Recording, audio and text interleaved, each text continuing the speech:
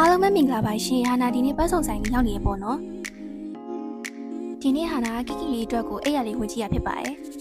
နောက်ပြီးတော့ဒီဆိုင်မှာ customer service ကောင်းနေဆိုတော့အဲ့အချက်လာကြည့်ရဖြစ်ပါတယ်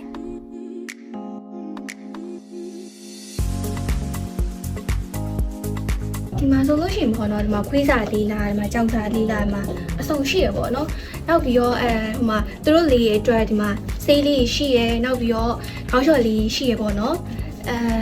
နောက်ပြီးတော့သူတို့လေးရဲ့အတွက်ဒီမှာခေါင်းစီလားအစုံဒီမှာရှိရပေါ့နော်နောက်ပြီးတော့ဒီမှာအင်ကြီးလေးအစုံရှိရဒါမဲ့ဒီဆိုင်မှာ service ကောင်းတယ်ဆိုလာကြည့်ရခုထိတော့မတွေ့သေးဘူးပေါ့နော်ဘာလို့နေလဲမသိဘူးလုံးချုံလာမသိဘူးအဲ့ဆိုရင်ဟာနာဒီနေ့အိယာလေးလာဝယ်ရဆိုတော့တစ်ချက်သွားကြည့်လိုက်ဦးပဲနော်ဟေး